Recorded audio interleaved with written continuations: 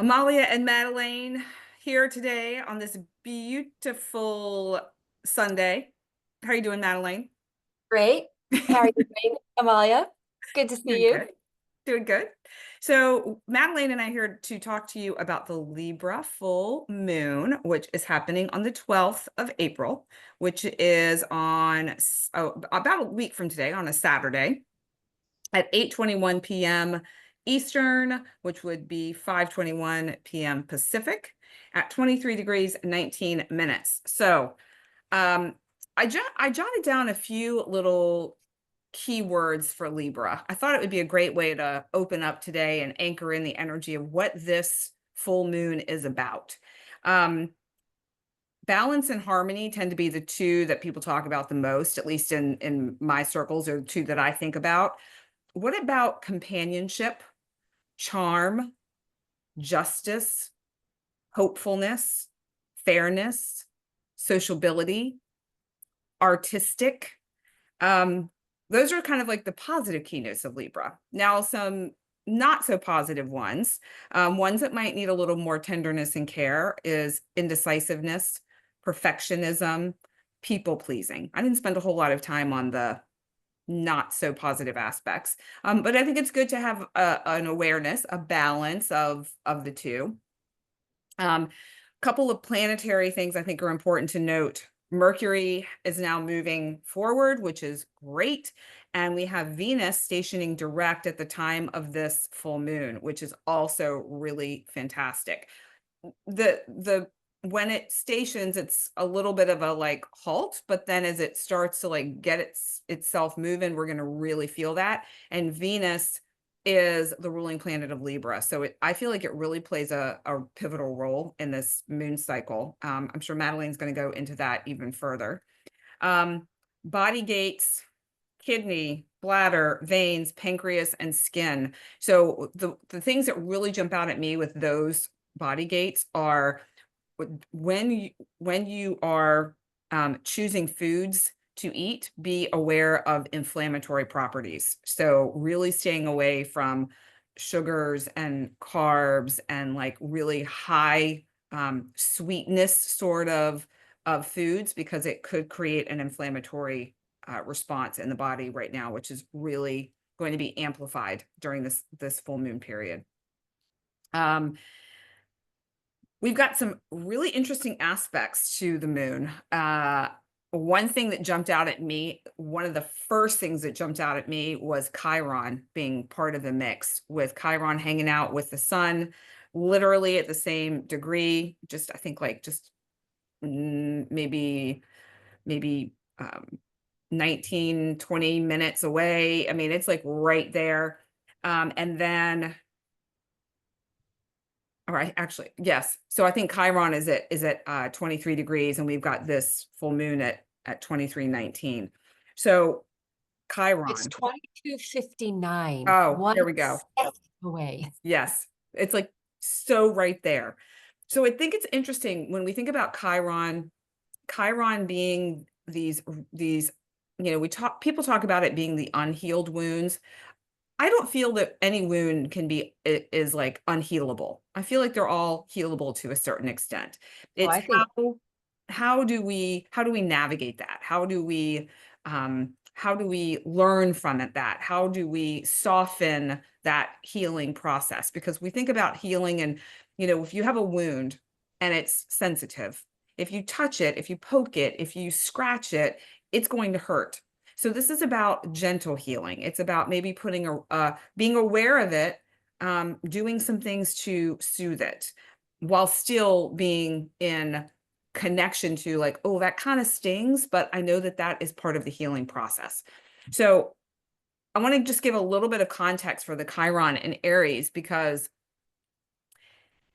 this is to me, the way I see this is we've got the balance between Aries and Libra. So we have these two opposing energies.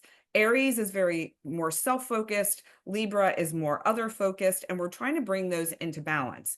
Now, when we have that Chiron in Aries, we're exposing a wound that relates to our own identity.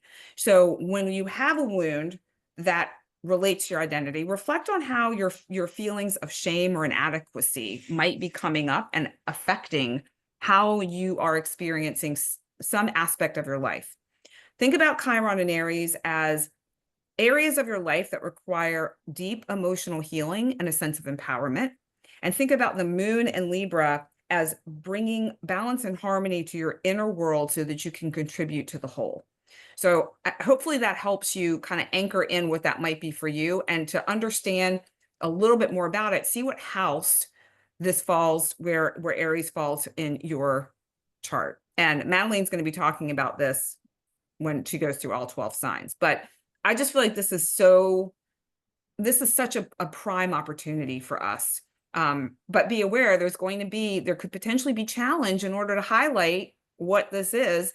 And because it's a full moon, this could be a time of completion, which is really great, especially for those like myself who have our Chiron and Aries natally speaking. So it's pretty significant time period. Okay. Is full moon on your Chiron? Is the No, sun tree is your Chiron? 17. Okay, good. Yeah. You're So, kind of off the hook, although you're gonna have Mars square that. Oh no, you're off that. Okay, good. yeah. You're in the clear. I think I'm pretty good. Yeah. But it's still, to me, it feels like, there might be like a little outer vestige of it as we're embarking on this new cycle. So, all right, we've got the sun in Aries, the moon in Libra. Think about Libra as peace and cooperation, and think about Aries as action and assertiveness. And so there might be a little bit of tension between these two energies. We kind of touched on that already. The moon will be squaring Mars. I know, Madeline, you're likely going to be talking about that. You already just brought it up. So it's this tension between your desire for harmony and your instinct to protect your own emotions and your own personal space. So, this is going to be aware of any passive aggressive tendencies that you might have or emotional outbursts. There might be a bit of an impulsive energy to this. Then we also have the moon trine Jupiter, which is really lovely. This is about deepening your understanding of relationships and personal growth. You'll have an opportunity to communicate effectively. It's very confident, self-assured, social, and curious.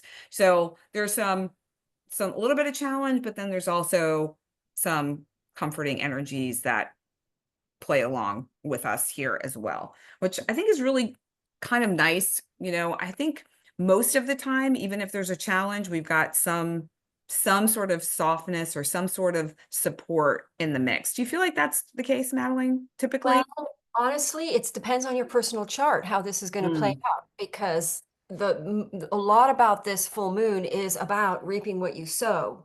So it depends how much work you've done and how much spiritual bypassing you've done. And by the way, everyone can spiritually bypass. It doesn't Yeah. make you, but you'll see in this full moon if you've spiritually bypassed your growth or not. And if you have, then you might get pretty triggered.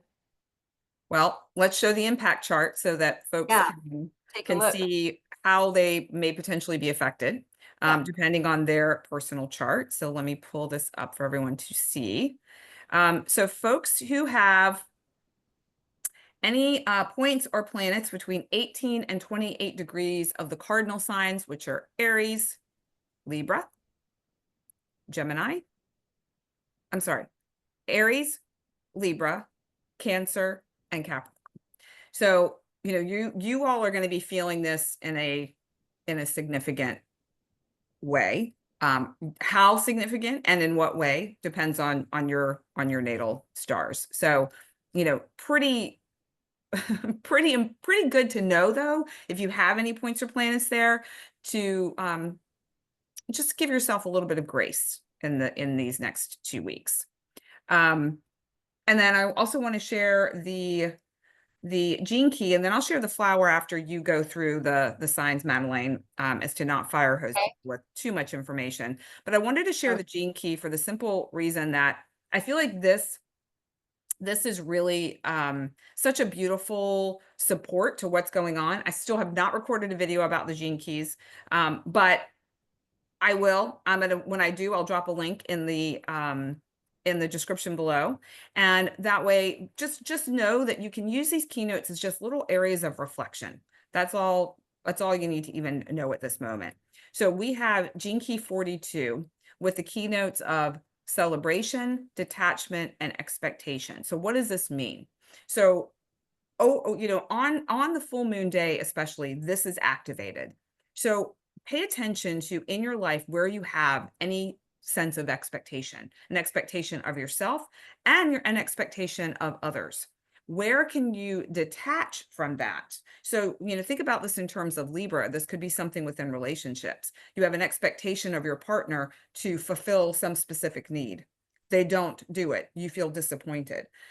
When you're at a place of detachment of the outcome, still being able to express your needs, but not being attached to that person having to fulfill them, you can then up level into a space of celebration. And celebration is, you think about celebration, it's where people come together. It's like this gathering of sorts. You're able to celebrate with other people. You're able to celebrate with someone else and even celebrate with yourself. So to me, this very much is such a beautiful complement to a Libra Aries sort of energy, the expectation, detachment, and celebration. So just paying attention to where that may show up in your life. And then the other part of this I want to just highlight here is the Turn it physiology. around. What's wrong with it? Is it I what's wish wrong? I wish we could turn it around and Oh, so you can see all the things. yeah, right. um, the other Yeah. part of this is the soul, is the sacral. So when you're connecting in with your sacral, your power, your creativity, like that it's an energy force. It's something that can really move you. That is also activated and highlighted right now. So I'm not going to go too far into that, but just these are some key words that you can pay attention to. Even if you're not following the astrology, even if you just want to connect to the energy, this is a really simple way to do that. But we're going to expand and go deep into the astrology too, because it's fun. And it's really great to have as much information as possible to support you through that. I So was looking in the Gene Key to see if any of those words related to the astrology that I was going to talk about, and a couple of the things were. Oh, great. Okay. Yeah. So do you want to go ahead and share a little bit Sure. about what you see, and then I'll share the flower, and then we'll get into 12 Yeah. signs. So this is a huge, huge full moon. I mean, it is pretty impactful, but I went back and I studied all the new moons in the last 3 years, and it's really Wow. interesting. Yeah. So if we go to number one, here's this common thing that's going on through all these new moons. This Chiron is in the picture, and this is a Libra full moon. Was this an eclipse? This was a new moon Libra on 9/25/2022. And what do we see here? We're going to see this theme going on throughout this. We've got Mars trining Saturn. Okay, so this was in a Libra. It was a Libra full moon at 2 degrees, and Mars was trining Saturn. Now we're going to go to 2023. This is a Libra solar eclipse. Guess what's happening? Mars is trining Saturn. Mhm. Chiron is in the picture. Chiron is there. Both of them I didn't show you, but Chiron, well, I'll go back. Chiron is in this picture too. Chiron was in Aries, opposite this thing. Okay, opposite this whatever that one was. Okay. I'm going to go to 2024. Let's put 2024 up here and go to 2024. Guess what we see? Mars trining Saturn. Now we're going to go to Wow. this. Yep. Now we're going to go to this one today. This is the one coming up. This is the one here on the 13th. I get on the 13th, moon 23, sun 23. Guess what? Mars squares Saturn. Mars trine Saturn. And guess what? It's right conjunct Chiron. So I'm going to explain what's going on here. From all these new moons, what's been happening is we've been learning, most people I work for, read for, whatever, I guess I work for them. They are over giving in relationships. And then there's resentment, and then there's anger, and then there's the other person's disappointing you. And so we've been working. So with all these eclipses that started in Aries and Libra in when they started about 18 months ago or more, maybe 2 years ago, We've been with Chiron and Aries, we've been healing the wounding that makes us work too hard for relationships, give too much, want the relationship too much, people please in the relationship, holding on through codependent, toxic fears of being alone, or shall we say, wounding based motives and behavior. So guess what? Chiron's coming in on this. Chiron's been in there this whole time with Mars, mostly squaring Chiron in the last couple months, healing the wounding that causes us to be out of balance in our relationships, to either being too selfish or too giving. Because if someone's being too giving in a relationship, the other person's probably being too selfish. There, so there's some Yeah. sort of out of balance give and take, and then that creates toxicity in the relationship. It stems in fear-based attachment. Both sides, are playing out a wounding dynamic in these partnerships. Now you can be you can be with your true love and playing out these dynamics. You can be single and playing out this dynamic with someone that you're involved with or separating from or whatever. So in the last 18 months, we've been healing out of balanced, giving too much or being too selfish in relationships, but we have to work on this. We had to do a lot of work because we had Mars trining Saturn on every single one of these lunations, which means work you do now is in order to be stable in the future. Work you do now solidifies and grounds something. So work you do now makes you able to be in a relationship come this full moon. The work you do now during these lunations, all in the back that I've looked at since 2022, has been setting us on a path to work on ourselves and heal the woundings that cause us to act in out of balance ways in our relationships. So this is part of the sky. It's the planet, it's the star of Sika, which is the harvest. It's actually Virgo Libra axis. And it shows a woman with a harvest and it's in her hand and there's bright stars and jewels. It's in the nakshatra that's represented by the stools. It's the jewels. It's very bright, benefic, really abundant. Here, I'll read you my notes on the on Sika. She has a jewel in her hand. It's success, riches, love, art, science. It also removes scarcity mindedness. It gives the riches because she's giving the harvest. It's the full moon of receiving a harvest, the receiving what you have, reaping what you have sown. Mhm. And so this is a really positive full moon, but with that conjoining of Chiron making a square to Mars, you're really seeing if you've done the work or not, because if you haven't, you are going to get triggered. It's going to be painful. But that's not that big of a deal. Oh, right, you do the work then instead and you bypassed it. No big deal.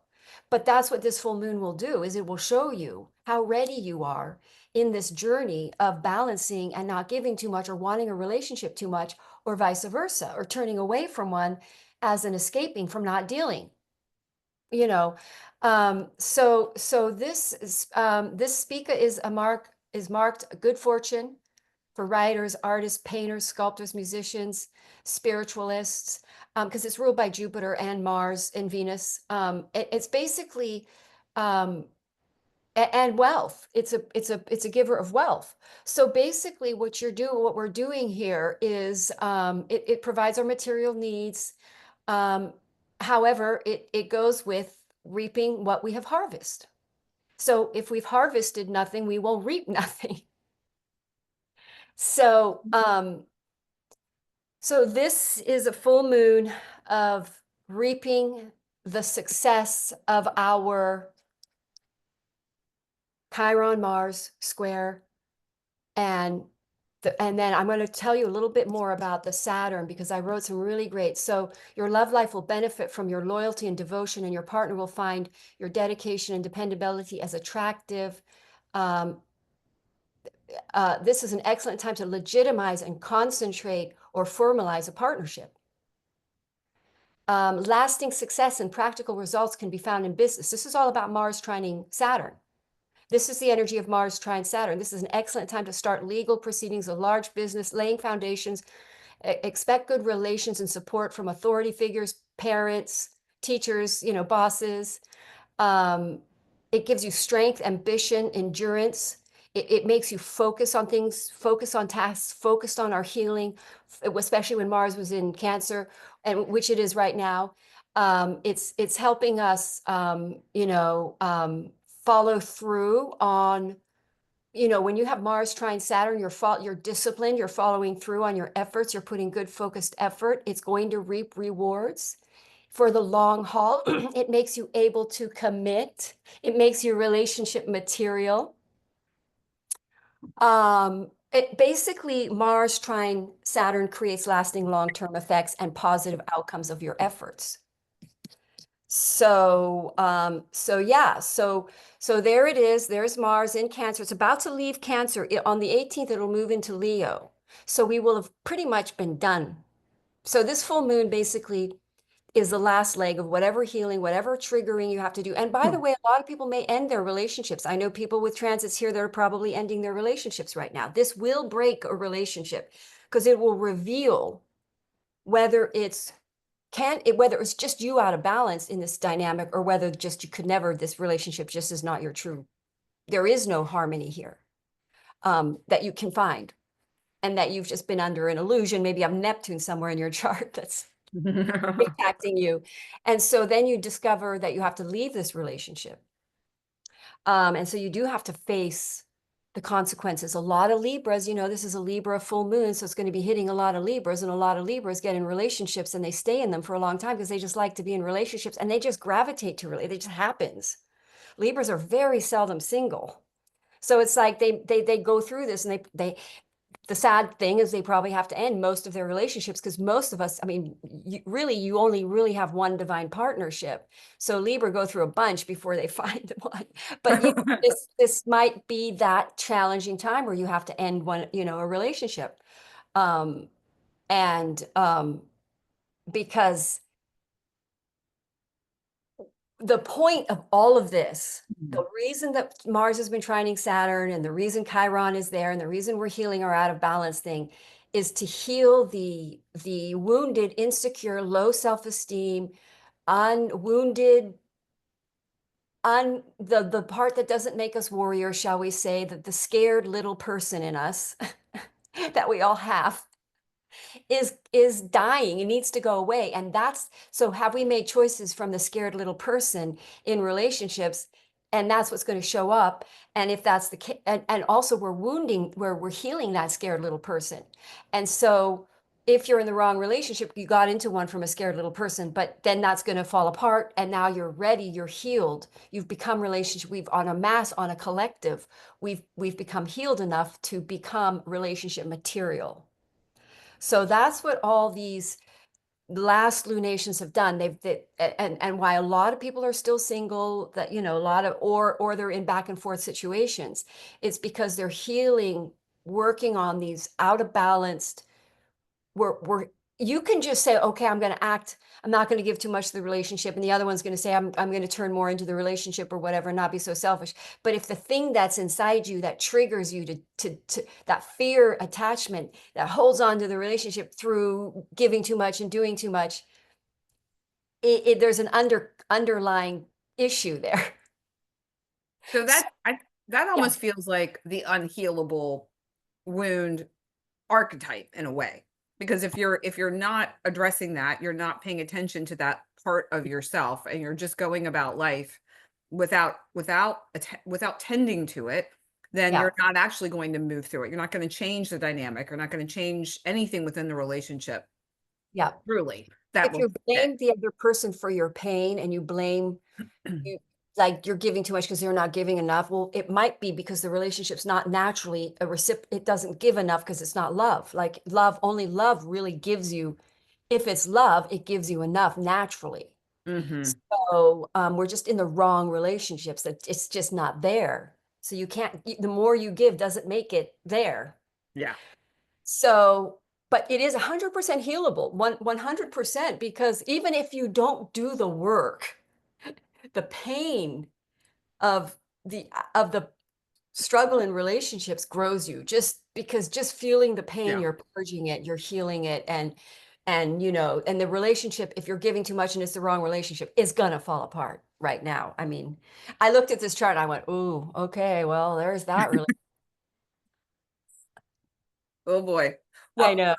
do you So mind, do go you have ahead. anything else you Stop. want to share about the, oh, okay, you're all done. Okay. Well, I feel like the flower is such a beautiful support for this energy. I don't know if you had something else you wanted to share, Madeline, before I share the Just flower. one little quick thing here, Yeah. I'll quickly pop in, is that we do have this beautiful, I mean, we've got a lot happening this week, which I'm not going to go into because we've got Mercury and Venus, the planet that rules us, as you mentioned, is going direct. So we're going to get a lot of clarity on this issue. We're going to get tremendous clarity on where we've been out of balance. We're going to heal that with all that reflective energy with Venus in retrograde and Mercury. We're going to realize how we didn't communicate. We didn't, there's a lot of, we have a lot of part in our failures in relationships. And you were talking about shame and all that with these retrograde. You kind of go back and you feel bad about some of the things you said and did.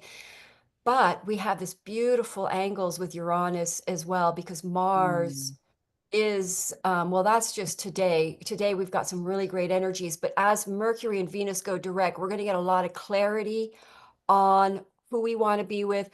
We're going to be making big choices when that North Node conjoins Saturn. North Node is involved in all of this, so that clarity is going to make us, on this full moon, it's going to help us see who we want to be with, what big commitment, and a lot of people are going to get in very long-term committed relationships, or partnership agreements. Like a lawyer is a seventh house Venus relationship. Someone you might come into, if you're in your permanent relationship, what lawyer you want to hire, and this is going to be for an important thing that shifts your life, that kind of a thing. So the clarity of this full moon, you heal something, you wake up to some wounding that isn't healed, that throws you out of balance in relationships, and then you also become very clear on who you love, what your part in it was, and how you can correct it. So this is a week of things going really forward with all that clarity. So that's all. And I'm going to give Madeline a little shout out. So if anyone is not following her on social media, i.e. Instagram or YouTube, please follow her, because she is doing a number of things. She's been sharing a lot of the astrology on a regular basis when it comes to, I'm sure you'll be talking about the Venus forward movement and just the different energies around that. And for the month of April, she has recorded videos for every one of the 12 signs to give you a little bit of a flavor, a taste of what's coming up for you in April. So I highly recommend that you check her out, Soul Growth Astrology. Thanks, Right? Amalia. Right, Madeline? Yeah, That's yeah, yeah. Soul Growth Astrology is my name. Yeah, because we've got a lot of big shifts coming in that you might want to check in on in the middle of the month, right here around this full moon. Yeah, so definitely go check her out there. So lots of good stuff. I watched my ascendant video and I shared it with some friends who are also Scorpio ascendants. I actually am just thinking of one other person I need to send it to, because it was a really beautiful synopsis. I'm paying attention too. So, to be able to like anchor that in and then also learn some other things that I didn't see or tune into was really, really cool. So Yay. Thank highly you. recommend that you all check that out. So for so for this Libra full moon, we're bringing in some flower power, as we always do, and we have the rhododendron. Now, I want to bring in the flower from the Aries new moon. Very different energy if you look at the two of these. So the red hibiscus has to do with hitting the refresh button. It's a fresh perspective. So this is like hope, relief. It's that light at the end of the tunnel. It's a brand new start. And then here we have the rhododendron, which has a feeling of comfort. It is compassionate. It's a reminder to be kind to yourself. But what I think is very interesting about this flower is it also strengthens all kinds of relationships. It helps you feel included, valued, and loved, which is such a supportive energy based on this Libra full moon. And if you look here too, we've got the red hibiscus, which is a little bit more of this feels like more of a self-focused flower, where the rhododendron is a little bit more, it feels like a little bit more group oriented. There's a lot more happening with the rhododendron as far as like the petals and the flowers, where the red hibiscus is a little bit more, feels a little more self self-focused. So the rhododendron is a That great is flower. really, that is so pretty because that's so Venus, isn't it? That pretty pinky white kind of pretty Yes, thing. it really is. And Pretty Venus. I forgot to look. Let me take a quick peek here. I'm curious what elixir the rhododendron is in. So if anyone is interested in being able to have a little bit of the essence, I'm in the midst of moving, as you may be able to tell by my background. And I don't have my stuff on my desk because my desk is pretty much clear. Let me see what this is in. I want it's just in case. Oh, well, I guess if I would have thought for a second instead of just jumping to look, it's in the blend Fierce Compassion. So if anyone's looking to use an elixir or a mist, I love the mists. They're really fantastic. That is a great one for you to look into. And if you use my name, Amalia, you get 10% off your first order. I will leave the link below. So on that note, Madeline, are you ready to jump in? Yep. Let's go. Okay, Aries. So you guys, one, you're ruled by Mars. So all of this work has been happening a lot to you. You've been doing a lot of work. And I won't go into detail. Well, I work with a lot of readings, and a lot of Aries have been more in a sort of, not all Aries, but they've been a little bit in the exploratory way, shall we say, exploring options, exploring the world out there. Anyway, with a full moon in your seventh house, you now know, with that clarity, with Venus in your first house, well, about to become in your first house, and Mercury about to become in your first house, you're going to know what contracts you want to say. Let's say you're Aries rising and you're in the film industry, which is very Venetian Venus, and you now know what kind of a partner, who you want to partner with. So you sign a contract.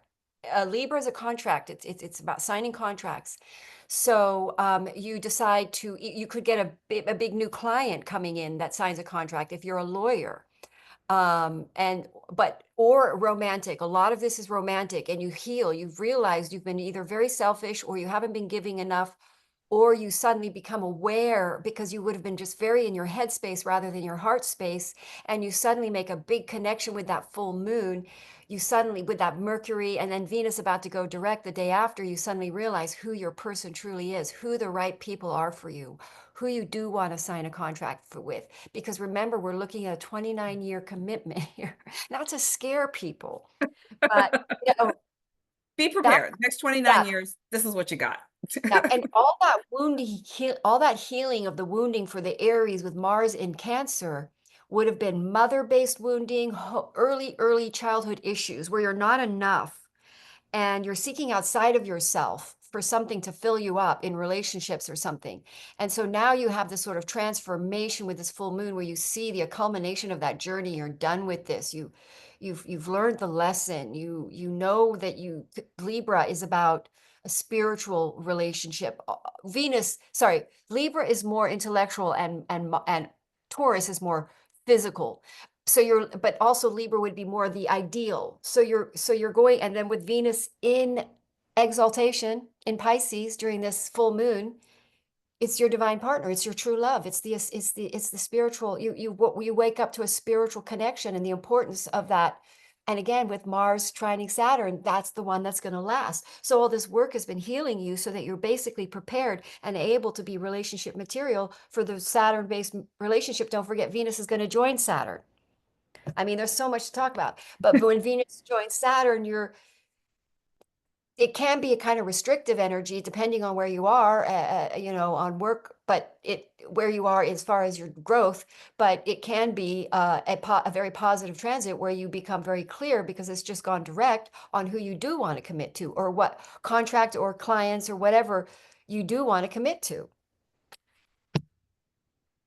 And don't forget, you could get triggered. You could get triggered there with Chiron is in your first house.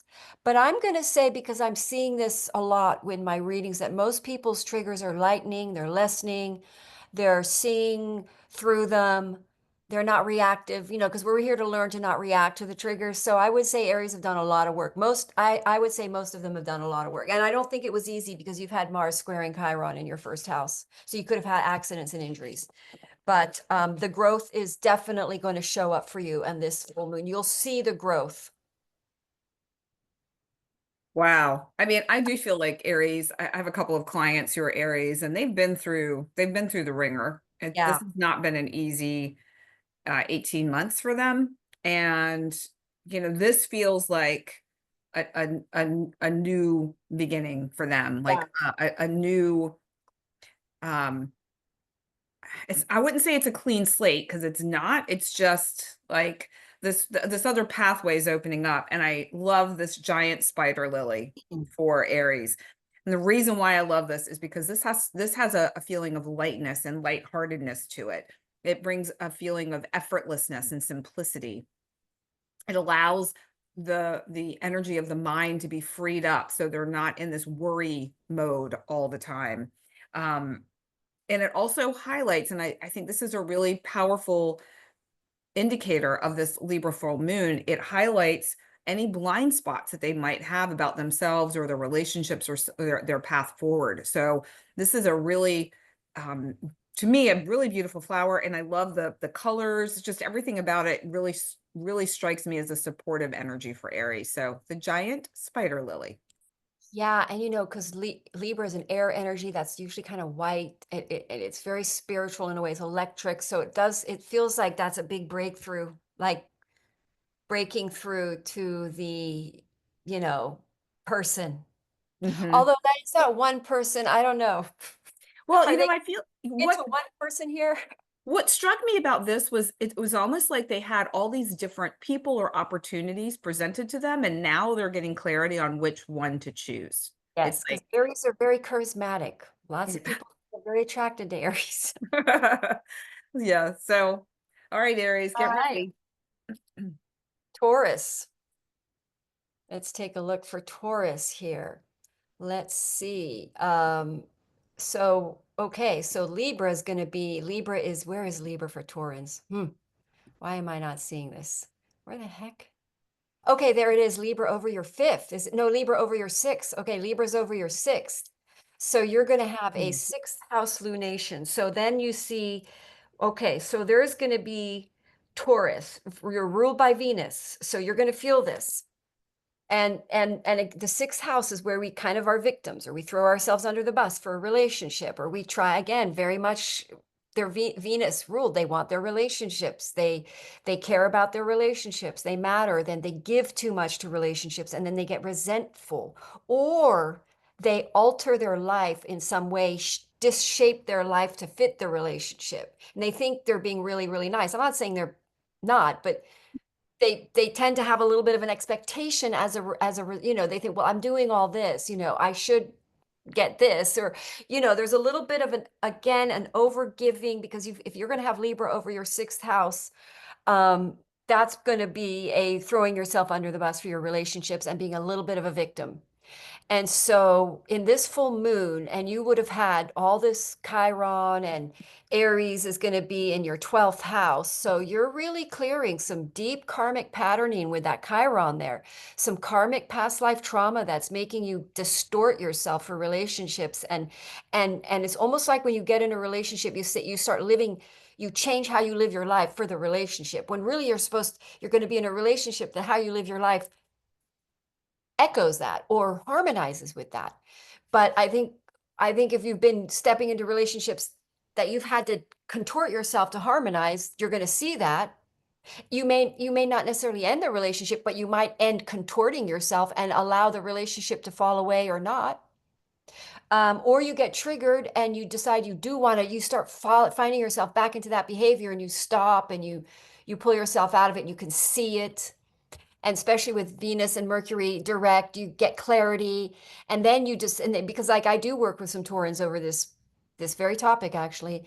And what happens is, if you're in the true love relationship, it actually does work better when you stop just, contorting yourself or in any way trying to shape yourself. And then you become who you truly are, and the right relationship absolutely flourishes. It goes way better. And then the wrong one, of course, falls away. So it could be painful if that's the wrong one, if you're in the wrong one.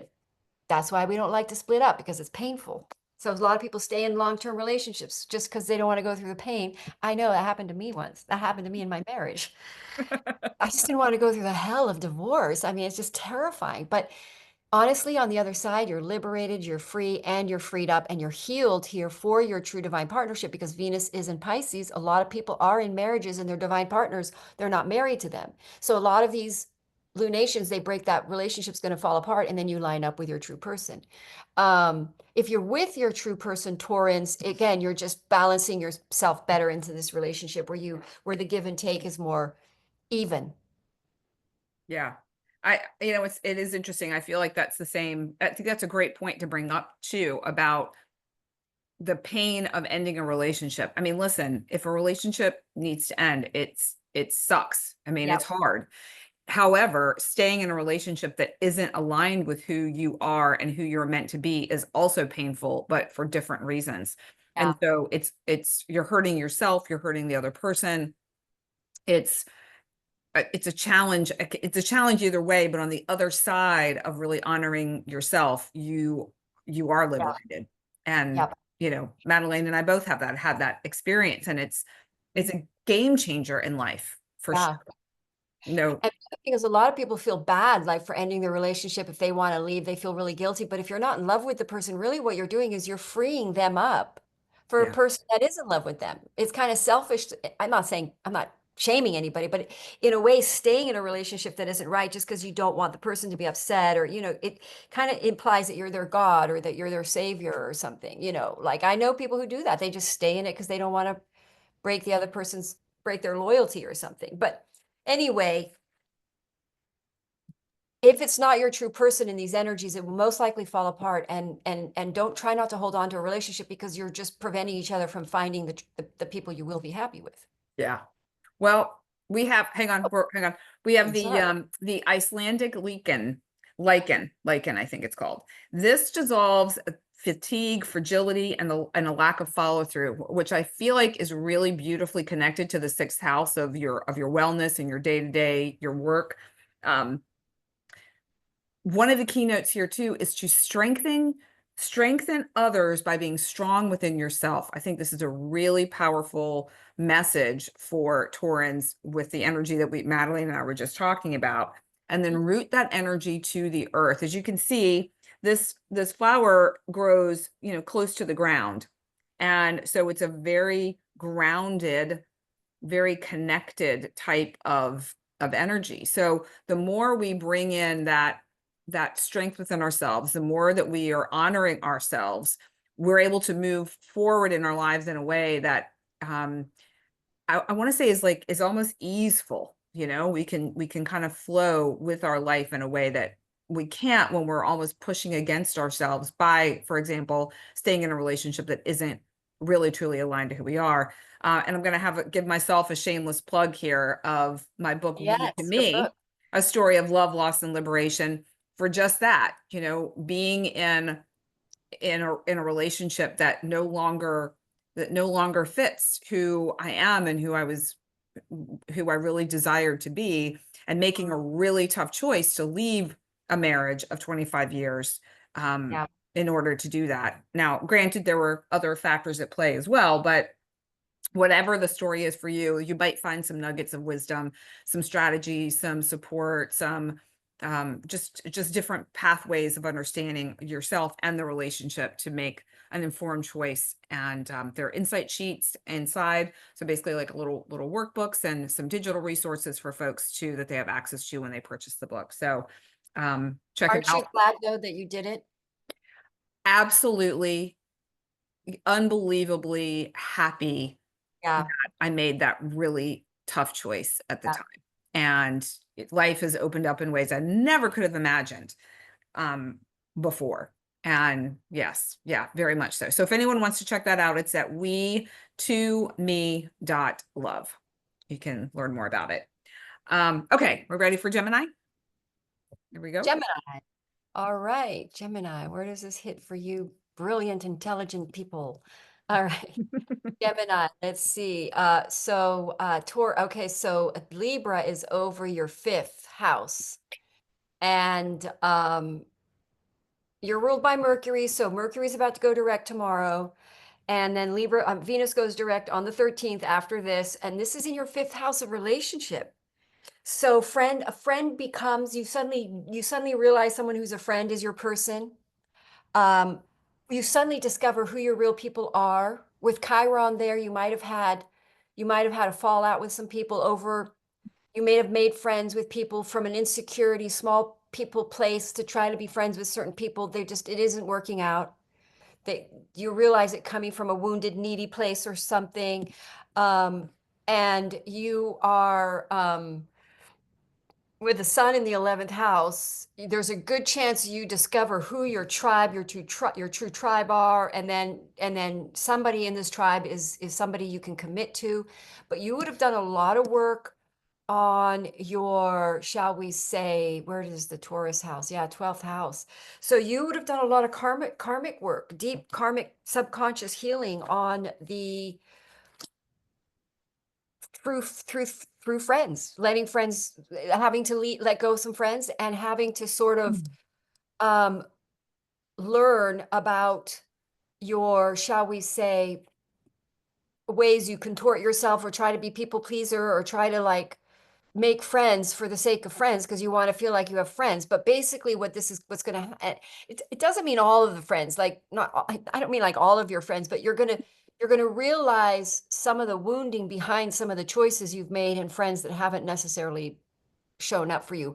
But this shifts it. This is going to shift you into sort of solid commitment with most likely one of these people. That if you're single, if you're in a relationship, then there's a good chance you get involved in creative projects. Even if you're single, you could get involved in a creative project with your true person here, and you discover who it is. Entrepreneurial ventures, intellectual projects, writing, and then you've got like, Mars has been in your second house. So you have been really working on some deep, low self-esteem issues because it's squaring Chiron in your 11th. So you've probably made some friends or been a parts of tribe from a low self-esteem, from feeling like a small person. I mean, I'm not saying that, let's just put it this way. Because you've had Mars in your second house, so you're learning to value yourself more than say them. Because it's all about learning how not to give too much for your friendships. So you've given too much for friendships. So, or you haven't given enough to friendships. And you now realize you need to cultivate your friendships more and you need to cultivate relationships more.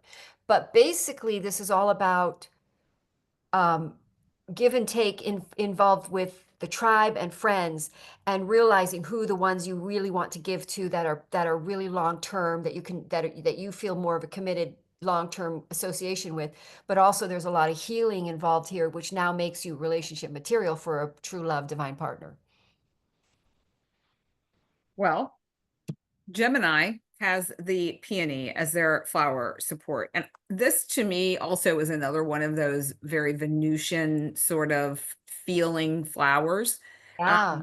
This has this a magnetizing quality. So, I love that for a fifth house because of the romantic nature of the fifth house.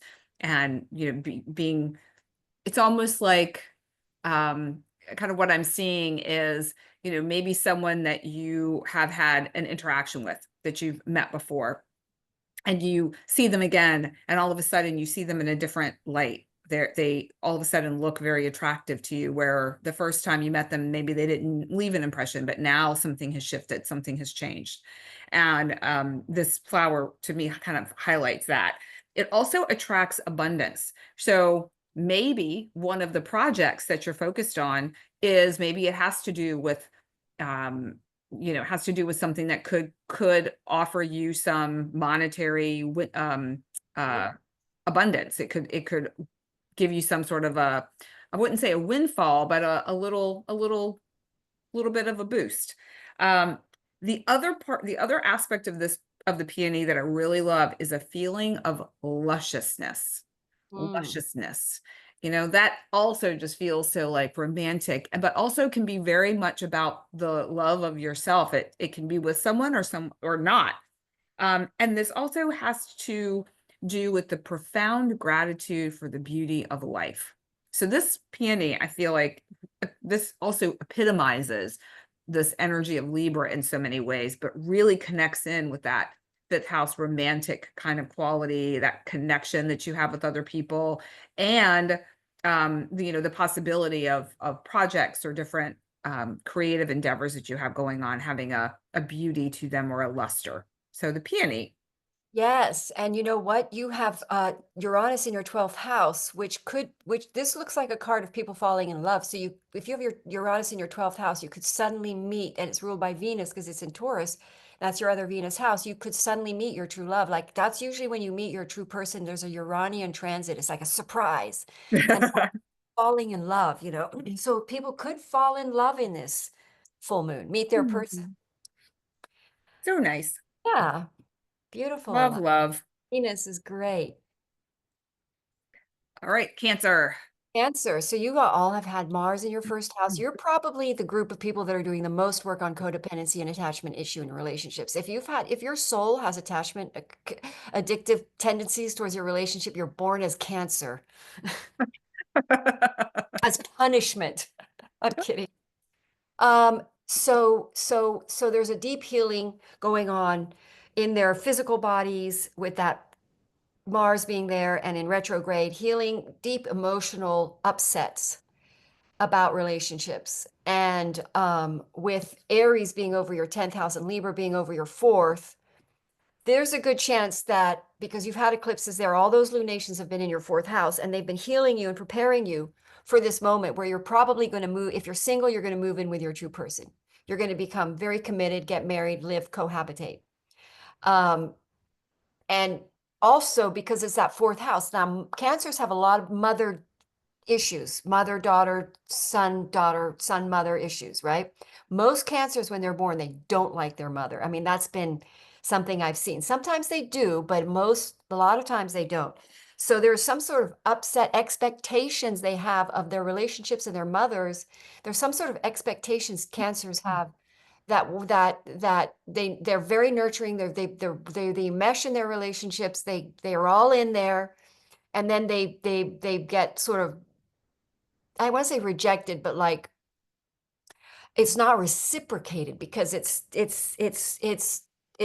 the cancers are wanting the relationships too much. They want that home security thing. They want that, and it's part of who they are. So cancers are just, they've got Capricorn over their seventh house. So they work hard on their relationship. So this is the sign that's going to have the most growth with that Chiron squaring Mars, where they're really letting go because it's squaring their seventh house as well.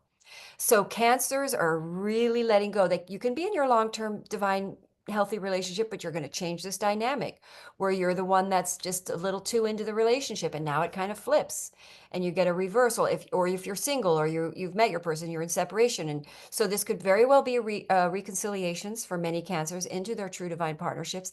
Again, having done a lot of work. If they haven't done the work, it'll show up. They'll get triggered again. It'll happen. And but I think most cancers have done a lot of work because of this Mars in your first house. I don't think you had a choice.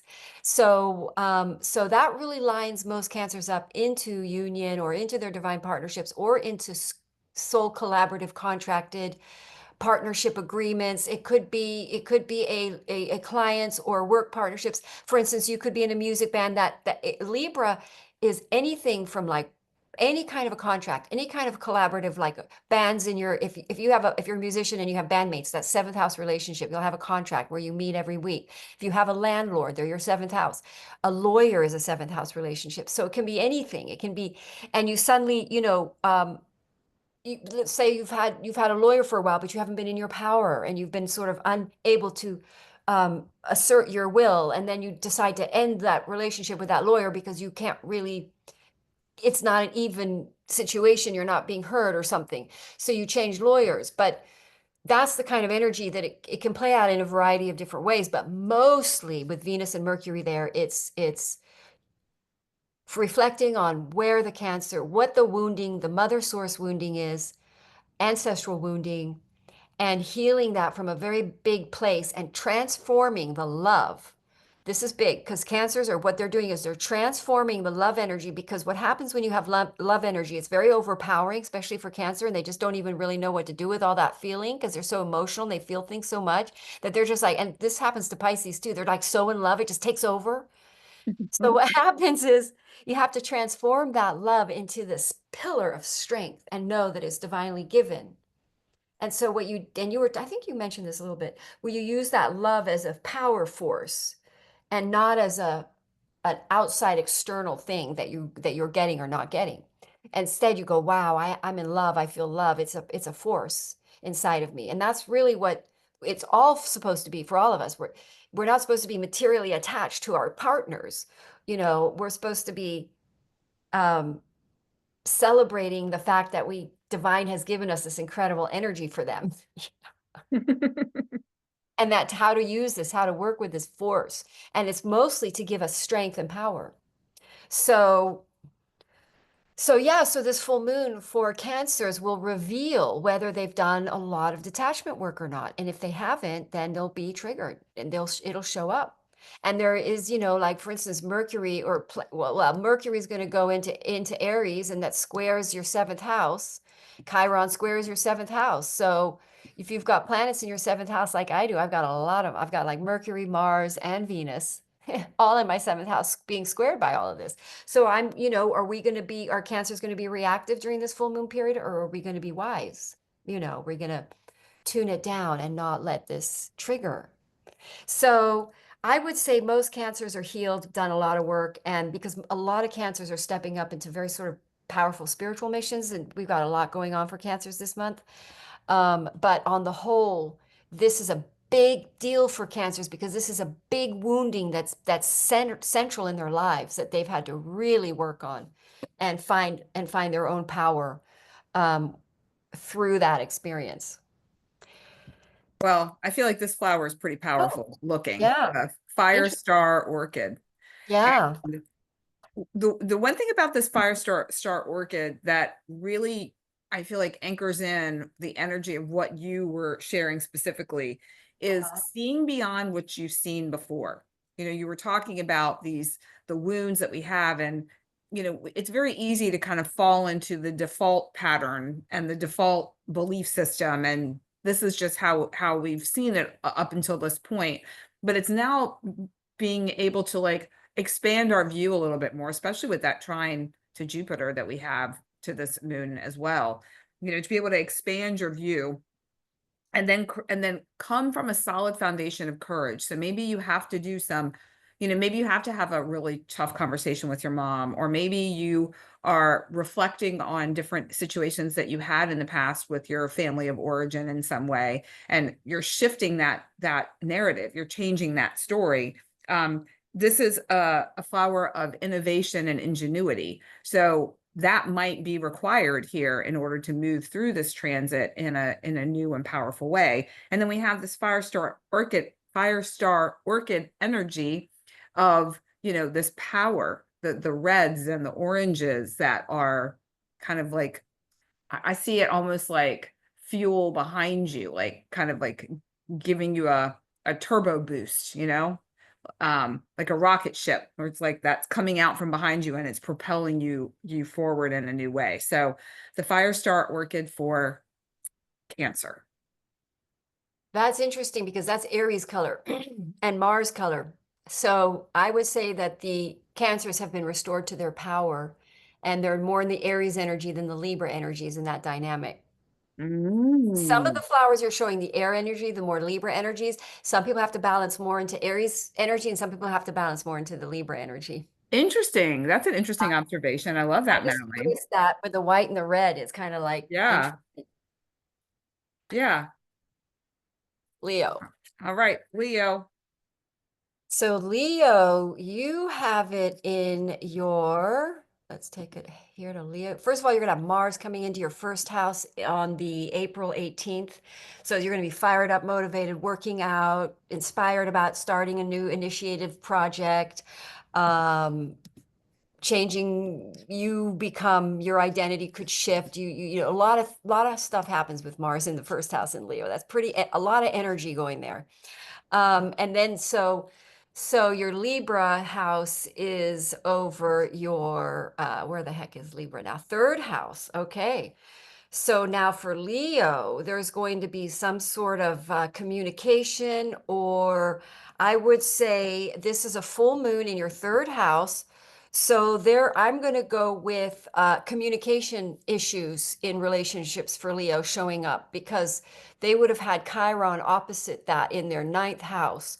So what happens, I think, with Leos is they go through this belief thing or perceptive thing, and then they think this can happen in relationships. You tell yourself a story what's going on, but it's not really what's going on, but you think that's what's going on, and it's from a wounded place. So you're telling a story from a wounded place rather than from what's really going on. So then either you're not communicating because you don't want to create problems, and you're trying to be a people pleaser, so you're not communicating in the struggle, or in even your long-term divine counterpart relationship. You can still have to learn lessons of communication in relationships, no matter, it doesn't matter if you're in the relationship with a person or not. You learning how to communicate in relationships in a way that isn't trying to, and I want to say, manipulate.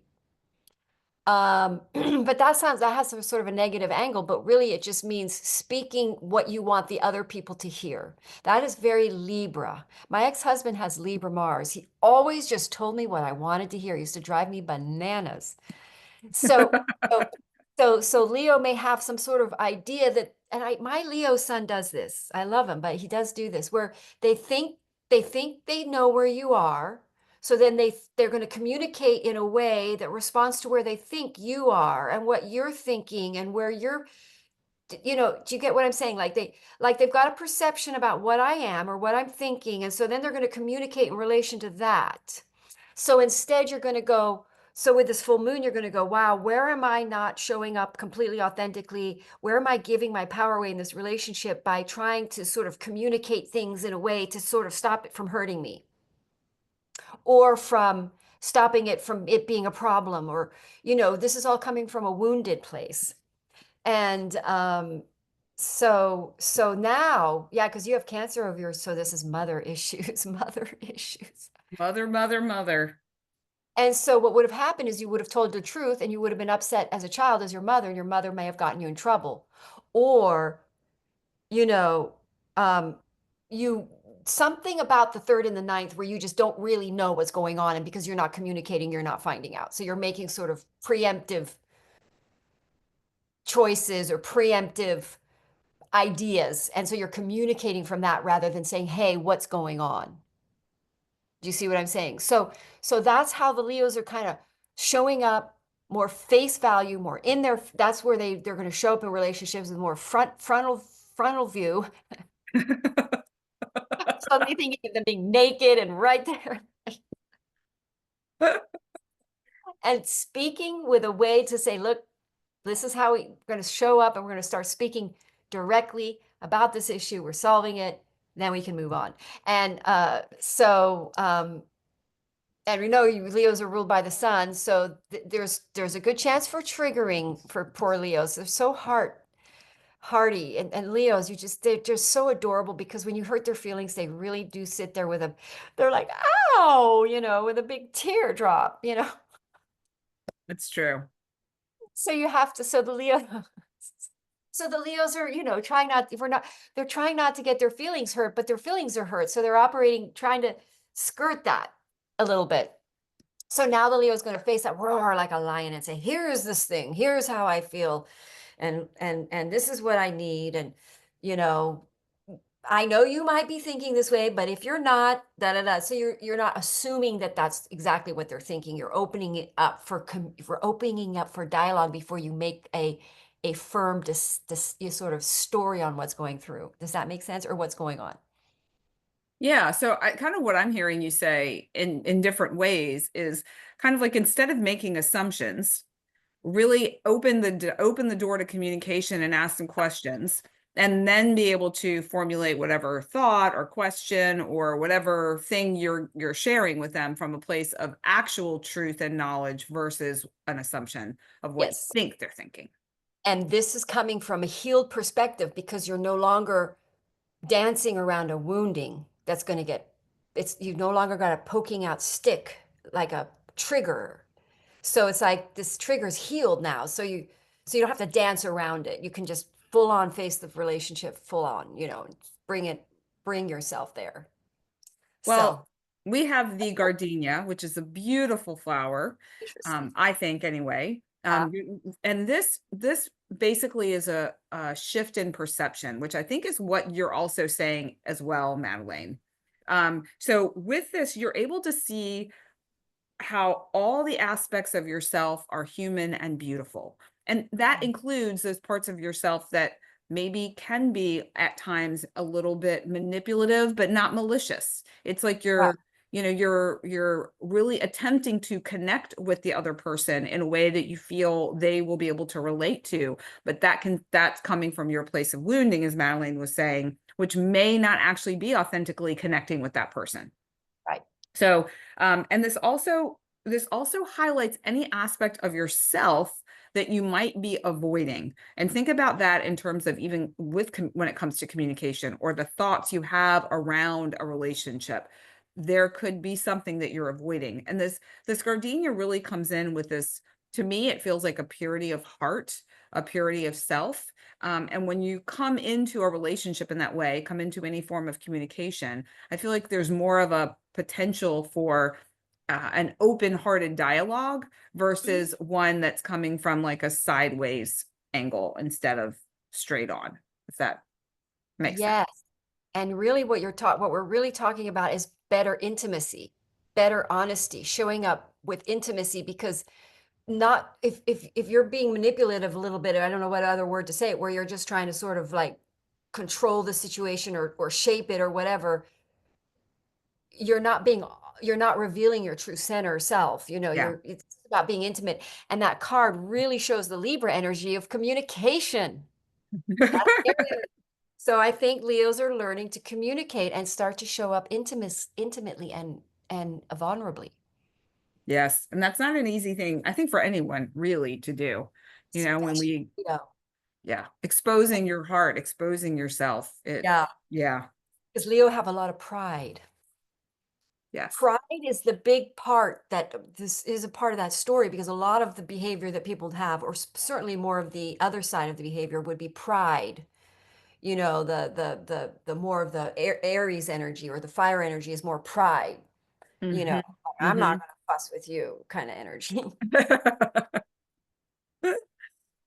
All righty. Virgo. Virgo, Virgo, Virgo, Virgo. So I should leave it up a little longer for Yeah. me, and I get mad at Yeah. myself. All right, so Virgo, let's put you here. So this is going to put Libra in your second house of financing and self-worth. Big one for Virgo because they are victims. They throw themselves under the bus for relationships. They work pretty hard. They're very busy running around helping people out, and then they can get pretty resentful and then the pendulum sort of swings the other way a little bit into the Aries era.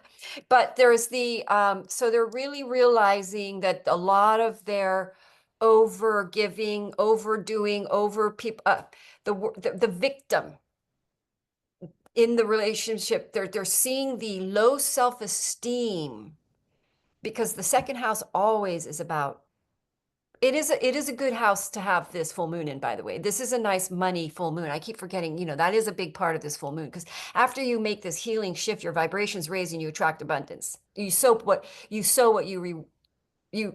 sow what you reward. Wait, how did I You say reap that? what you sow. You reap what you sow. So your self-esteem has been reaping what you're sowing here, your value, how you value yourself. So now Virgos are going to say, wow, I'm really not valuing myself. Whenever I've had a full moon in the second house, I've seen in a situation where I wasn't fully valuing myself. And it kind of hits you hard and it's not pleasant. I'm going to be honest, especially as we know we've got Chiron in on this picture, right? So there could be an ouch. I really am not valuing myself enough here in relationships, in regards, and in a way that's the source of the victim being a victim, playing victim in the relationship. So there's a big healing around that, realizing, and we've had that eclipse in the South Node in Virgo. So you're really letting go of this sort of over busyness and doing too much to sort of of value to the person. You think if you don't do enough for them, they're not validating you, you're not valued by them, or they're not going to value you. Like you have to earn love, you know, you have to work for it. So now they're healing that in a big way, and they're going to see in this full moon, have they healed their, do they see their value? Do they, so that's the reward that you'll reap, is reflecting that you do have value in yourself, and then you really attract a nice, wonderful, balanced situation in your relationships and a financial rewards. And again, maybe perhaps a co-collaborative partnership agreement comes up that's really powerful, that is again lasting a long time. It could be your other half. You decide to buy a house together and really commit, and you now really are reflecting valuing yourself better in your connections and in your relationships. And you know, this all leads to long-term commitment. So you're going to see, and if you don't value yourself enough, you're going to get triggered, and you're going to adapt. Virgos are very adaptive, so they'll shift and become, you'll learn that lesson. Hopefully it's not hard. Well, Learn it softly. I think this pink primrose is a nice soft flower for them to lean on if they need it. This flower supports, activates, brings in easeful ideas and action. So in order for them to maybe bring in some of that material abundance or bring in something valuable into their life, it might require some action, might require an idea to get started. This also can inspire big visions of what's possible in the future. So this is a prime time for them to be focused on that, as well as a time to prepare for rapid growth. So there's going to be growth in, it could be in how they value themselves, what they value, or maybe something valuable coming to them. Internally, there could be a shift in their own personal growth. Externally, this could be a shift in their career or some creative work. All of that leading to some sort of what is the word I'm looking for?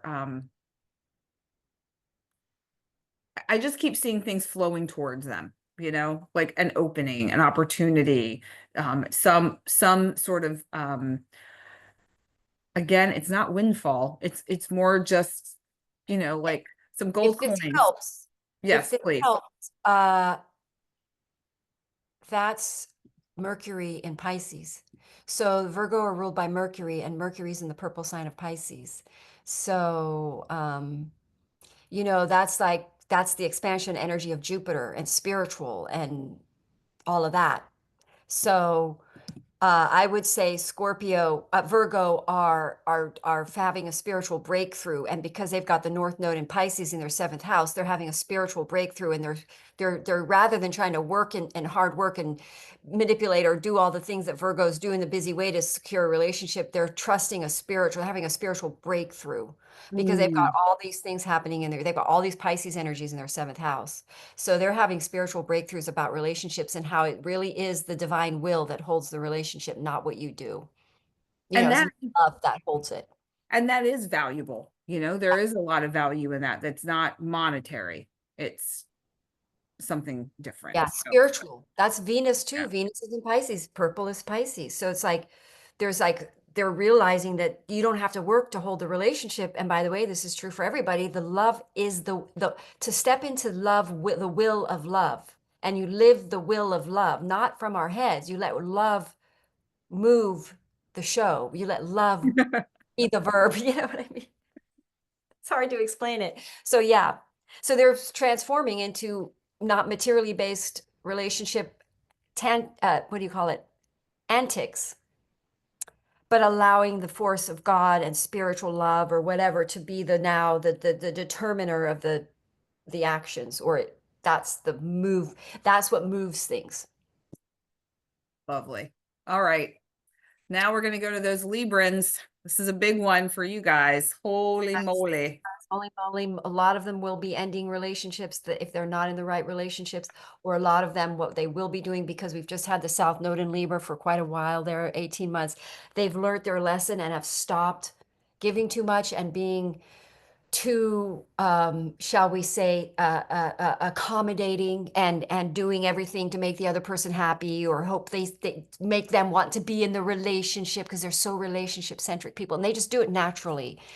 It's just like, they're just natural at being in relationships. So they are shifting now and really letting go of anything that isn't the right thing for them. And with Aries and all these eclipses in their seventh house, watch out. You're definitely coming down. Relationships are coming down if you're not in the right one. Now, if you're in the right relationship, you're going to most likely resolve some issues because you've got for everybody, you're resolving issues with Venus and in your ruling planet in retrograde in a spiritual sign, really helping you reflect on what is a spiritually aligned relationship, contract agreements, clients, whatever you've got going on this full moon. And your growth with Chiron there and Mars squaring that, you've really done a lot of introspective and shifting and healing in the relationship department, because there's going to be a surge for Libras to step into more. Let's see if we get a red flower for Libra, to step into more Aries energy and to be a bit more selfish and more do you and find what you want, what pleases you. You're ruled by Venus. You're supposed to be living a life that gives you pleasure, not to sacrifice all these pleasures and happiness for a relationship. So it's like you're all the ways you've tried to make a relationship work and what you sacrifice. It's like that's not how it's supposed to work. The relationships, it's being in the right relationship brings you all that beautiful pleasures and the dream experiences of Venus, abundance and what pleases us and makes us happy and all these sorts of things. So it's like Libra are realizing that Venus energy is supposed to be this beautiful experience, not hang in there like a loyal person till death do you part in misery, and or or trying to make, because you see, Libras can be in a relationship with pretty much anybody, because of course anybody that isn't too crazy, but because they're so accommodating and easy to get along with. Because I went for dinner with a Libra last night, and I was like, well, you want to go here for dinner? We could go here. And she's like, that's fine, either one. And I'm like, so Libra, I love working with Libras. They just agree to, like, sure, we'll go to this one. And so this is going to be a time for Libras where they're going to be, no, I want to eat here. This is where I go. But the healing and the growth for Libra is that there's a wounding there of a fear-based to not be alone. And so a lot of what happens is they feel very alone in these relationships that aren't the right one. So they're really healing that journey, of learning how to be alone. But they don't have to be single for a long time like other signs, some other people do, but it's like they have to sort of find, because if they're manipulating themselves to be in a relationship, it's not holding on its own. They're afraid to not be in a relationship, so they're afraid of being alone. So once they can embrace being alone, they can have that transforming experience where they're now operating from a place of, I want a relationship that brings me all the good things, or I'm going to choose a relationship that harmonizes. I'm going for harmony now, not for just a relationship. So it's a big one, for a lot of healing involved for them. It really will show up because it's in your first house. So the source wounding that you haven't been looking at, that's kept you constantly in relationships, is going to show up. And it might be painful, but you'll get through it and you'll be very, very happy on the other side. So hang in there. Well, and we have the strawberry blossom. It may not be a red flower, but it's a red background. There is. And it activates optimism, and the message is expect the best. So pretty much an exclamation point to what you just said. This is a flower that gives you support for openness, for growth and opportunities, which is really where they are right now. They're in this place of being ready for something new, something different. It's a fresh perspective. And the Aries flower here, the Wow. red hibiscus, this also had to do with a fresh perspective. Hit the refresh button. So these two flowers are working together. They're working in tandem. Very interesting, Mhm. isn't it? It's Very, almost very. like the Libras are not going into the Aries, they're just being bolder about who they are, showing Yes, up more authentically in the relationship than making themselves small in the relationship, you know. exactly. And I mean, look how bold this is, even though it's Yeah. not a bright red flower like Aries. They don't need that flashy necessarily. They're just being authentically themselves, and that's bold enough. So Yeah, I that love this Aries strawberry one. witch. Yeah, and that Libra is in their seventh house for Aries. And look at them being very bold in their relationship, taking a bold choice with that too. Cool. Did we, did I talk about the Aries flower? Somehow I feel like I went back. The Aries flower um was this one. And this one we felt Oh, like, okay. yeah, yeah, this had to do more with Okay, like that's right. choosing a relationship when you have all these options, like finally being Right. able to see. That's right. So how did the Aries flower show up as Aries? I don't understand how that This one became. was the last one, Oh, the from the last, last week. the Yeah, last cosmic chat. Yeah. interesting. Yeah. Okay. All Sag righty. Sagittarius. Well, no, Scorpio. Thank you. You know what I did on my videos? I accidentally put Scorpio up for Sagittarius film and I put the Sagittarius vision on it. I mean, pictures on it. So it's like Oops. weird. Yeah. Okay. Scorpio. Okay. Scorpio. Let's get to you guys here. So you're ruled by Mars. So you're going through quite a bit of healing. Again, mother wounding, ancestral wounding from many perhaps past lives as well, coming in from our ancestries. And you've got Libra over your 12th house, right? So you're definitely going through a big awakening or realization that you have some sort of subconscious pattern. It's funny because I have a reading with a Scorpio today, and this is a topic that's come up. They get into a series of karmic, because they're ruled by Mars, and Mars is a sort of spontaneous energy, impulsive. They can just impulsively fall in love with people for like really short periods. Aries can do that too. Like then it fades, but they can get pretty, anything that Mars rules is like all of a sudden they get excited about it and then it fades, right?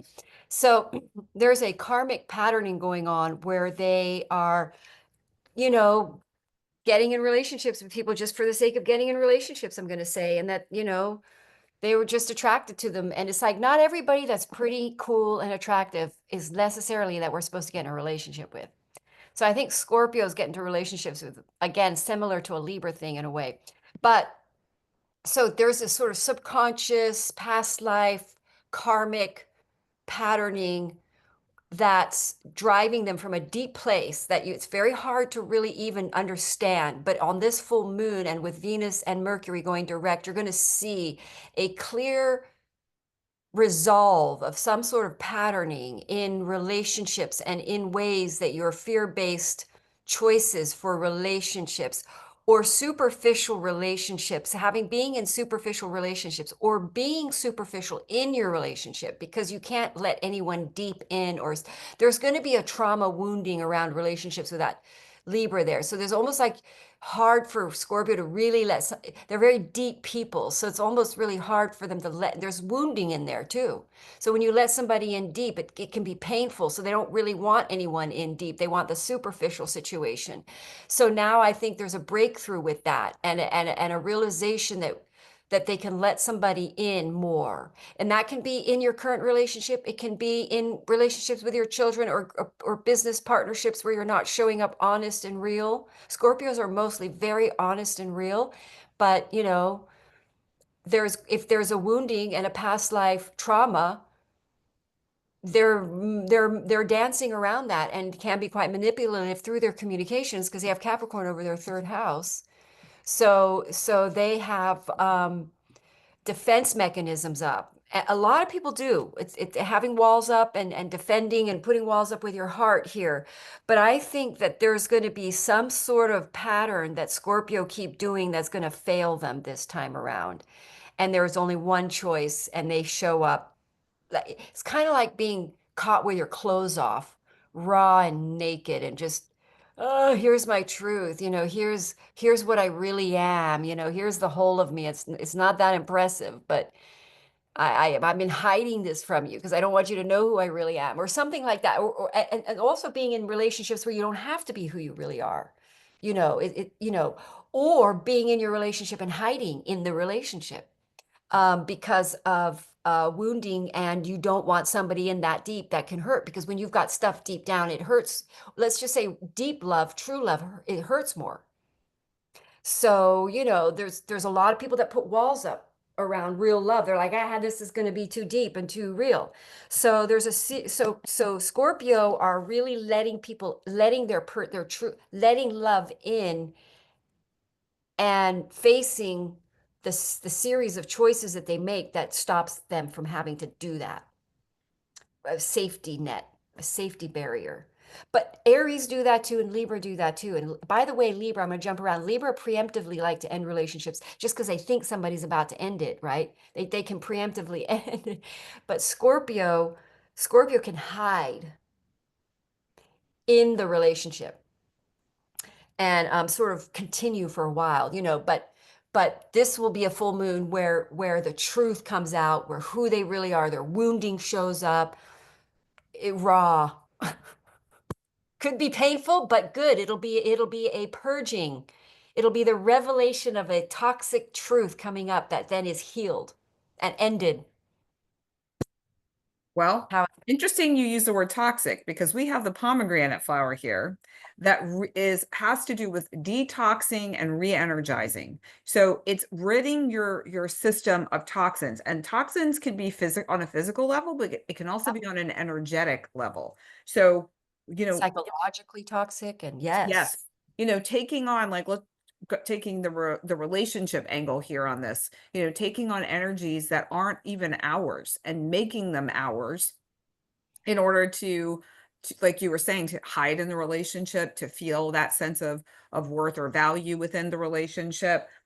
You can also take on the stress of others. So you might, be in a partnership where you are the sounding board and you're holding all of this for someone else, and it's actually causing you harm.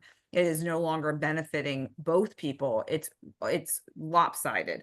We're talking about harmony and balance in relationships that could be potentially out of balance, leaving you feeling fatigued and exhausted and low energy. It's time to rid yourself of that energy, time to rid yourself of that relational dynamic in order to re-energize yourself and be able to show up in the relationship as who you truly are, and then see if the relationship flourishes or not. Oh, yeah.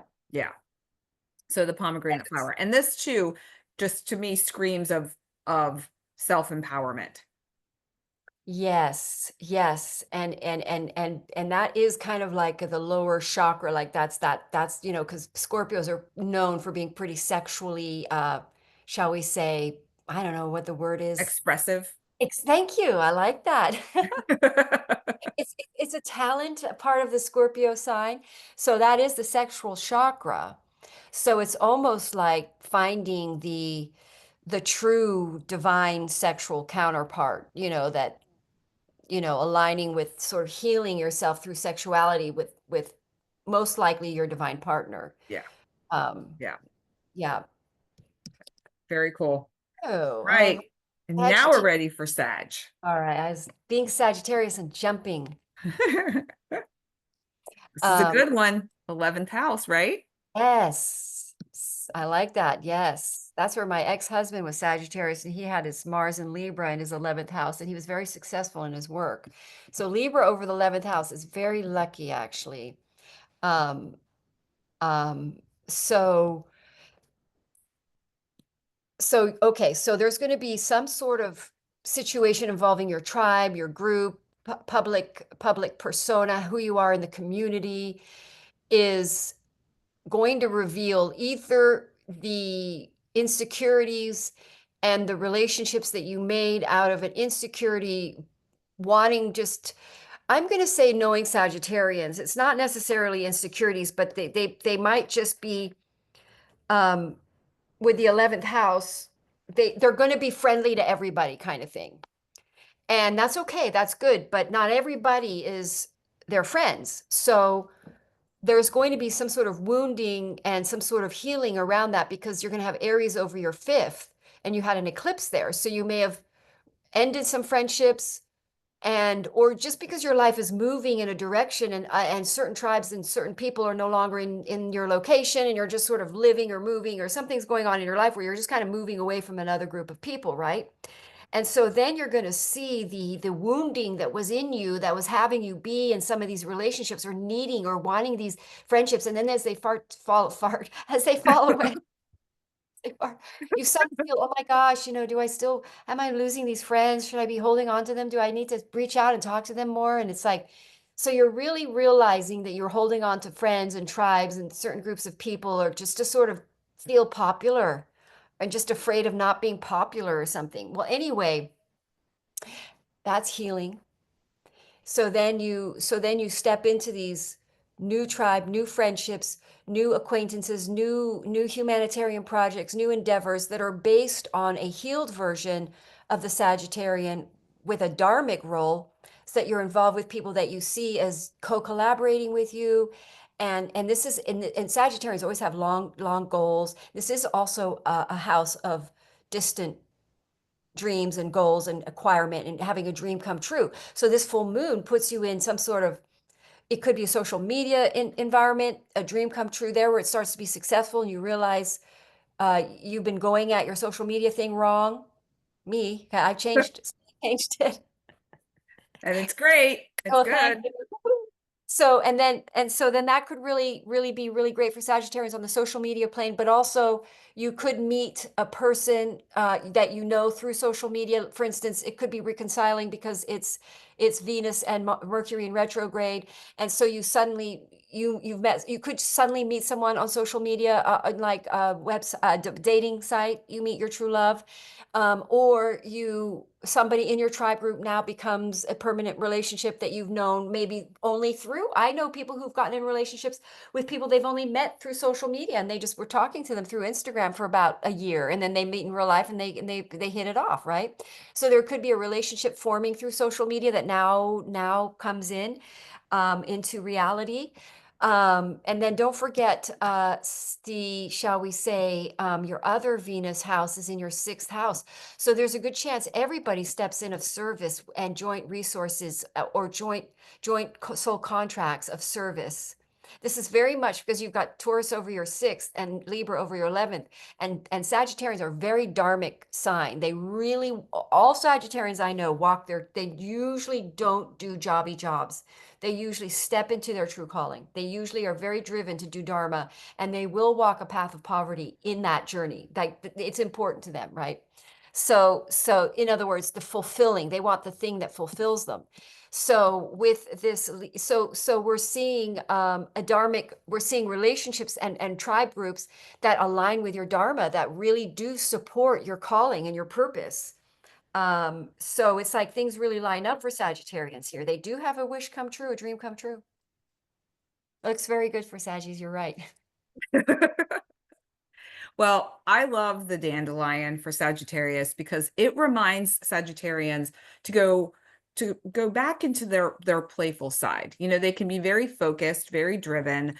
And this is a reminder to, let any tension around maybe what you've been working on, or maybe some sort of disruption within a friends group, or maybe something that you've been working on in social media that has been causing a little bit of like stress or anxiety in your life. This is a reminder to just let that go. This is relax. It's all going to work out. It's all already working out.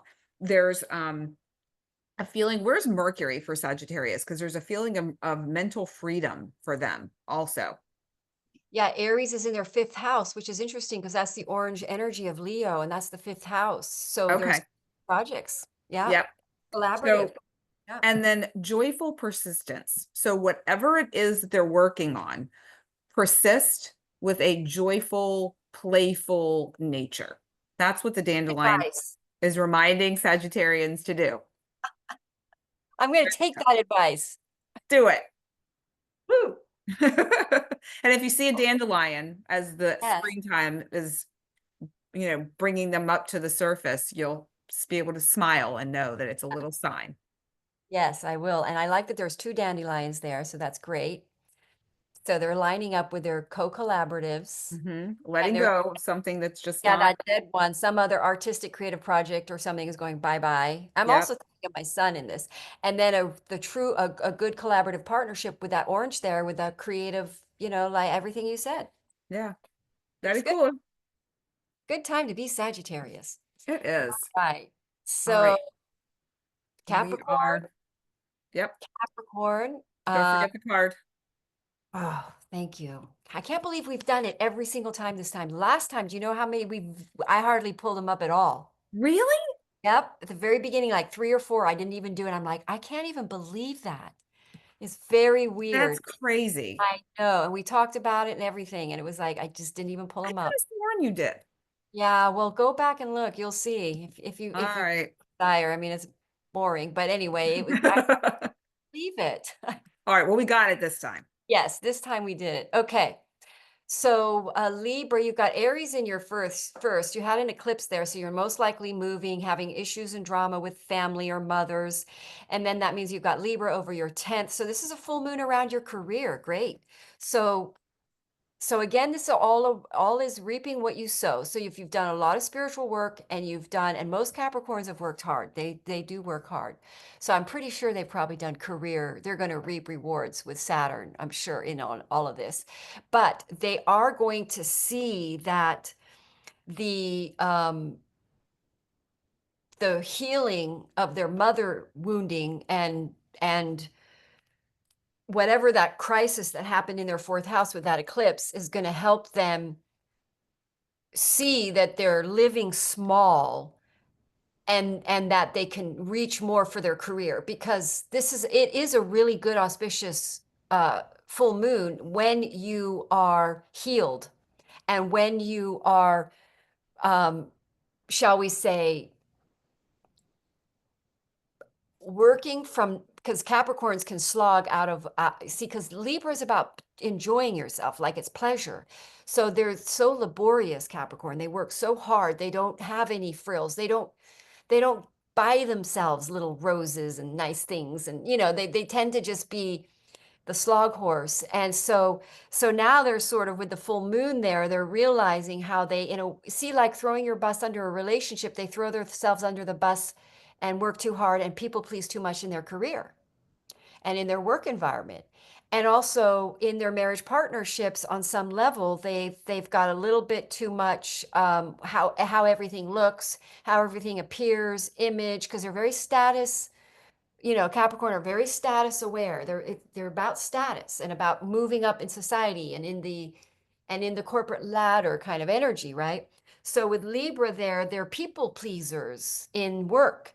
And that was my ex-husband. That's why he did so well, though. Libra, he had his Mars there. And so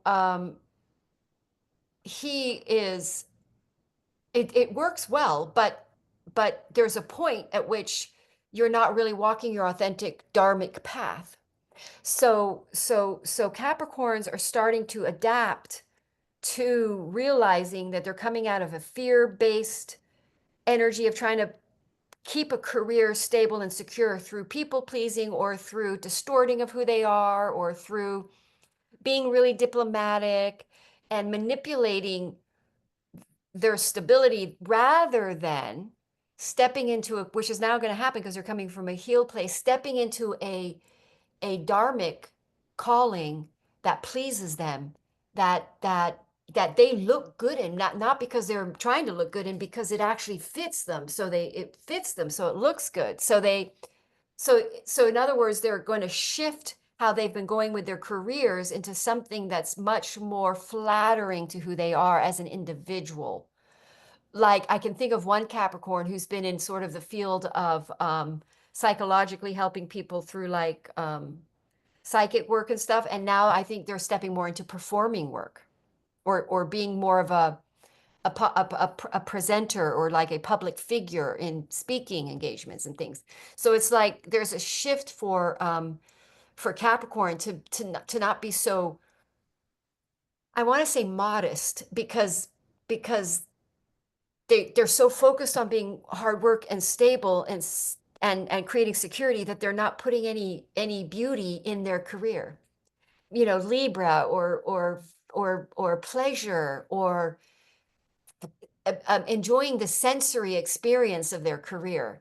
So in other words, they're aligning, they're making work they're stepping into a career that pleases them rather than a career that just is their hard, sloggy work.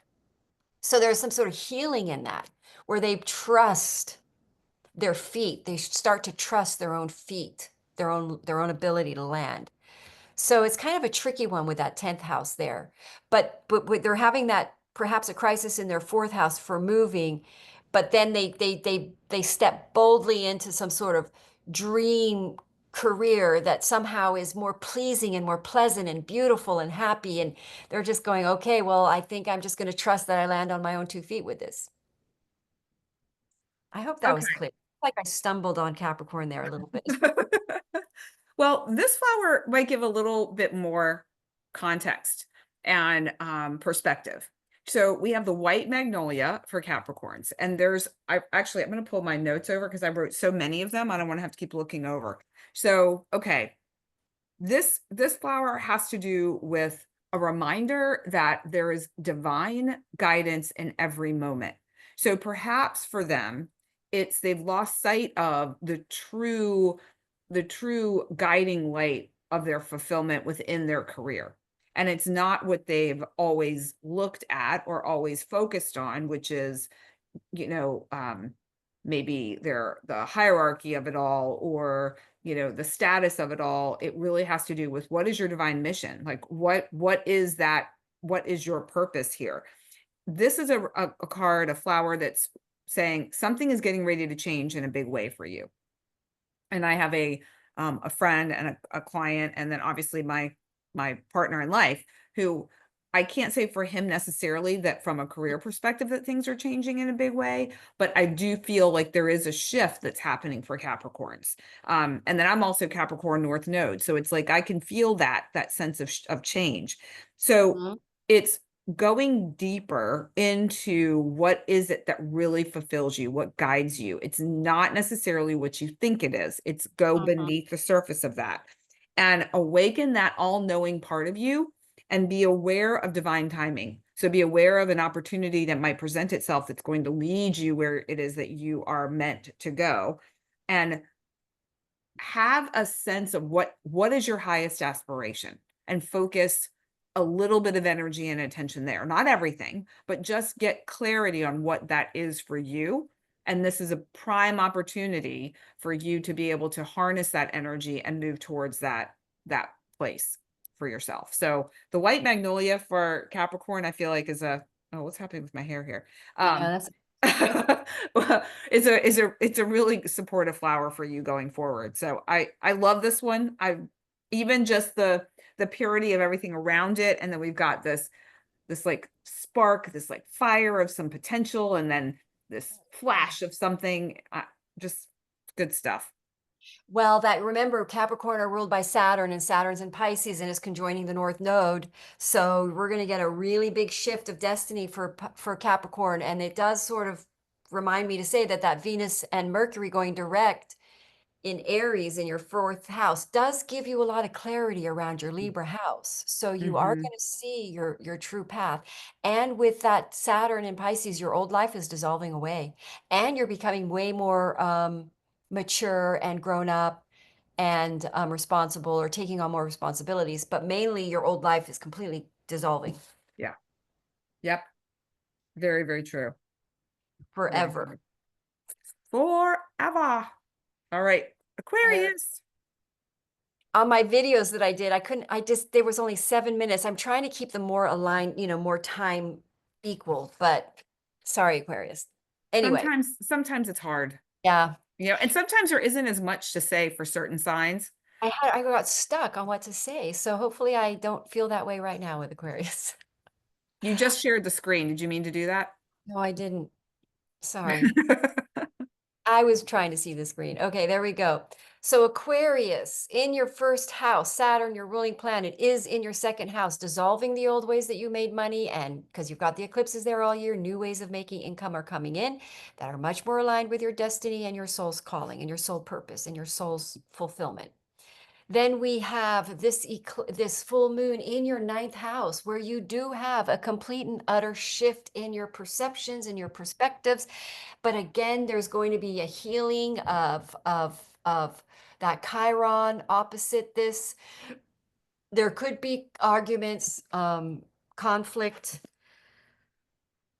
Aquarians aren't like that usually. They tend not to be the most conflicting, they're not the most, they tend to be easygoing in that way. But in your relationship, something could fire up and there could be a mix up, or something comes to light, because you're going to have the sun there in your in your third house. So information and knowledge comes to light that could really trigger you, that could make you want to end a relationship if you're in the wrong relationship, or something comes to light and you are very healed around it, and you get over it and you guys work it out. But there is definitely communication versus perceptions, something going on in your relationship, what's really going on, and you break through some sort of healing over some problems that's been in your relationship for a long time, and you have a breakthrough, and it's going to be through communication and shifting your perception as to what's been really happening, because you might have been perceiving what's been happening in your relationship from a wounded perspective. So for instance, let's say you're in a relationship, or you split up with the person and you're mad at them, but they're your real person. And then you take some time, and in these energies, you reflect and you see that you really had too many expectations, and that you were really wounded you were coming from a wounded area, and that you really needed not, you now you see it from a different perspective. And now you realize you just needed to communicate and say, is this what's happening, rather than this is what's happening. The same kind of mix between we had with Leo, I think.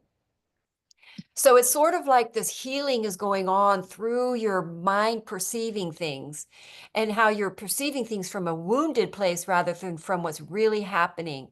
And then you're communicating from a less aggressive or accusational place. You start communicating from just, let's open things up and find the truth. Then we can make a decision, because there's a lot of decisions being made in these energies. So there's some sort of breakthrough of a wounding that is something happens in the relationship with an Aquarius where something's been hurting and wounding, and it no longer hurts and wounds, because you have a whole shift in the way you look at it. Like you suddenly see it from a completely different angle, and it's just so not a big deal. Like I'm going to give an example. Like, for instance, let's say your person, you see them on Instagram or social media, and they're talking to a lot of different women, and you're really triggered, and you feel like, or vice versa, you're the woman and you're doing that. And then you suddenly realize it really doesn't mean anything. They're just trying to keep a social media thing going on, and they're just trying to keep it alive and being responsive and stuff like that. So you're just perceiving it, and you're perceiving it from a wounded fear of abandonment. So you got to do some work on that. But this full moon will bring it up, and then you hash it out, you communicate it out, and you goes, no, I'm just doing this because I have to keep my profile going, and I can't just drop the ball on people that are talking to me. So you have this total shift of perception of what's really happening.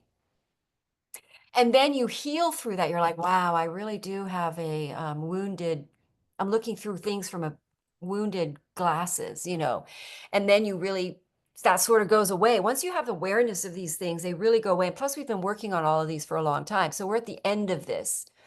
And then, this is a really nice energy to have Libra there, and it's a good luck. So there's some sort of lucky, you decide who you want to learn or study with, but it is a really good luck house. So you could see a new dharmic, you become really aware of a dharmic path, or collaborative project you're supposed to do with your other person. You heal this sort of misperceptions about each other. You start to communicate better, and then you can really align with a co-collaborative joint resource partnership agreement, and go forward. You could travel, you could take a mission, a dharmic role, but you're liberated. This is very liberating energy. You feel really broken free from this sort of repeat problem, and you realize it's just you and the way you see things. So it's a good luck one for Aquarius. Well, we have the Ooh, saguaro wow. cactus. I feel like there's a theme here with some of these flowers. This dissolves disharmonious or misaligned intentions, Mm, magnifies purity of heart, and has an energy of effortless problem solving. So wow. that really um that really connected with what you were saying when you were talking Yes. about that, being the communication and, really being able to to not allow a small thing to become a huge thing, Yes. to come back into your own wisdom, and also get curious about the expansive higher wisdom that exists as well, and communicate. um when there is a problem, you've got the saguaro cactus behind you to Wow. effortlessly solve it. So Yeah, that really looks like with somebody talking with a tongue, like that there's a tongue sticking out like "Arr." And then with it being in the air energy, it's going to be opening up the communication realm more, hmm opening hmm up opening all that up. yeah. All Last right, but we're not rounding it out with Pisces. least, so Libra for Pisces is in your Eighth. eighth. Yeah, okay, wow. So the water signs are the ones that do mesh more in relationships. Scorpio, Pisces, and Cancers. They have the water. If you think about water, it sort of blends. They lose their own definition in the relationship, and they tend to blend into the relationship and lose their own autonomy in it. So Pisces, and that comes from some deep healing that has to happen in that eighth house of trauma around abandonment.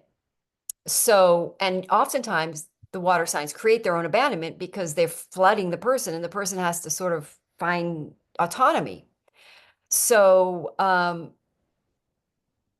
there's some sort of healing involved now where the Pisces are no longer having to you get it. So this Libra energy is where you try to manipulate the situation or try to pretzel yourself or try to accommodate the other person more than what you need, and you're doing it from a fear-based, trauma-based, of fear of abandonment issue. So now there's a transformation when you have a moon in the full moon there, and there could very well be some old stuff up, deep stuff coming up from triggering fears around losing a relationship. Most my Pisces sun does go through that. So there's this fear of like, oh my God, I'm going to lose them if because I something bad happened and I screwed up and now I'm going to lose them. Well, what happens is you transform into a realization that love is a force of its own and you can't lose it. You can't make love go away. You can't make love stay. You can't make yourself in love with someone and you can't make someone in love with you. Love is a divinely given force that is beyond our control. And so the eighth house is all about control. And you could lose a relationship. A relationship could absolutely come to the end where you no longer can control the situation, or you just stop trying to control the relationship and you magically discover this force of power of love, and that it is a force that stays because it's love. And that you don't have to have a trauma-based, fear-based reaction to holding on it or whatever. Love is love. If trauma, if you were abandoned in a relationship in a past life and you lost love, that can often mean that it was good divine will. You weren't supposed to be in a relationship then. So the loss of a relationship comes with the acceptance of that being divine will for you. And then if it's not the loss of relationship, a new relationship comes in. If you're single, where you see this is divine will relationship, this love, the force of love really is bringing this in, not me. Like you're not manipulating the situation. You're like, wow, this is love. But basically, it's a transformational full moon where the Pisces has a big healing around love and waking up to the power, the divine source of what love, like love is a divine source. And there's sort of a spiritual, because that's the house of moksha, there's a liberation, there's a sudden sort of realization that, and there's a healing there because it's like you realize, especially with that Virgo eclipse where you had to let go because you would have had Virgo in your seventh house. And so now you're reaping the rewards of having faced in love or losses in the past, and then now being sort of healed and trusting that who you are, flawed and all, does not determine the love staying or not. The love will stay with it's unconditional love. I'm struggling with that word. Unconditional. So you're waking up to realizing the power of the love is what that keeps this relationship secure, not you, who you are and what what you do if you screw up or not. Because the eighth house is, and by the way, the eighth house can be a really big windfall. So if you've got the right things going on in your chart right now, that's like a sudden big increase in income and a sudden sort of lucky gain and win and money, like a windfall. It could be a big loss too, but if it's a loss, don't worry, it's for your highest good. But mostly because of what this looks like, it's more of, could be a big windfall for Pisces, which would be great because my son could use that. But yes, with that Taurus trine, with the Uranus in your third house, information coming in that's really could be very good news for Pisces. They have a kind of a windfall, and that's coming as a result of having pulled themselves back into their center from giving it away, from afraid of relationships not working. But they also doomsday, they also have a feeling always that the relationship isn't going to work. There's a little bit of a fear there. So they're kind of realizing, wow, it does work because it's by divine will. Well, we've got the flower that Oh, always creeps us out, oh no. the black bat flower That is for so Scorpio. Pisces. It always comes up with either eighth house or Scorpio. It really does. Oh, it's It's so just, weird. it's like a reminder, it's Ah. okay, it's all right. And if you recall at the top of our show, I Mhm. shared the flower, the rhododendron, which is the flower for this particular Libra full moon. And the rhododendron is in the elixir called Fierce Compassion. This is also in Fierce Compassion. And one of the keynotes for this is Fierce Compassion. So having fierce compassion for yourself, for others. Black bat flower gives you a feeling of confidence. I mean, you don't want to mess with this flower. Mhm. You feel strong. There's a this ability where you feel like you can advocate for yourself, you can advocate for others, you can speak up, you can speak your mind is what I was trying to say. And the other part of this is like you're ready to be propelled forward. So it's like you're going into some kind of like icky sticky places, some really excavating some stuff within yourself, but that is giving you the strength and the confidence to be truly authentically who you are, move you forward in life. And do that with a sense of fierce compassion. To me, the way I would describe it is you are steadfastly honoring yourself and others while being fierce about it. There's this like energy that's pushing you forward in a way that's not aggressive, but yet it's strong. You have a sense of compassion, but you're not going to get rolled over by people either. So the black bat flower. Yeah, that is so eighth house. That's like that transformation. It's transforming the dark. It's bringing, it's kind of coming out of that dark, the underworld, the dark coming out Mhm. and sort of having more faith and trusting love a little bit more and trusting, Oh yeah.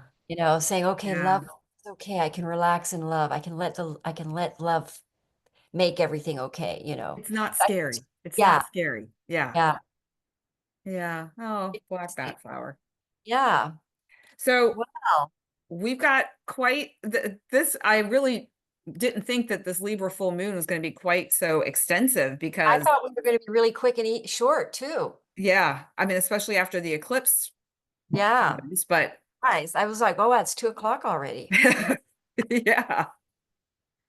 So at any rate, I let me go pop over to the chat and see if there's any questions or anyone has anything to share. Nope, I think we're good to go over there. So yeah, I guess for now, we just wish all of you a beautiful Libra full moon filled with lots of love and Romance and the pinky flowers that we saw today. yes, yes.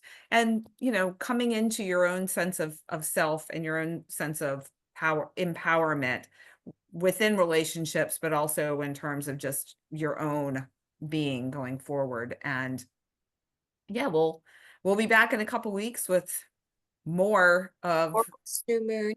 the Taurus new moon, more goodness. And be sure to reach out to Madeline and me if you need any support or guidance as we go through this moon cycle. I recommend going back and watching the Aries new moon if you want to kind of follow the story. If you missed that cosmic chat, it's available on my page as well as Madelaine's. And I guess anything you want to share, Madeleine, as we wrap up? Just, Libra, these Libra full moons ruled by Venus are trying to help us align with the, you know, divine love, especially when Venus is in its exaltation, spiritual love. So we're just becoming more and more spiritually, we're moving away from a material, trying to control and hold on to material aspects of relationship and moving into more spiritual, more ethereal, more love, more emotional, Mm, rather than the material version of it. And so then we, as within, so without, so then we're aligned with something more real and more true and more love. And so then and then it plays out in auspiciousness on the outside. I love that. Yep. Yes. Yes, yes to all of that. All right. Thanks everyone for joining us. We're happy to be here with you on this Sunday afternoon, and we will see you in a couple weeks. So ciao for now. Thanks for watching. Bye.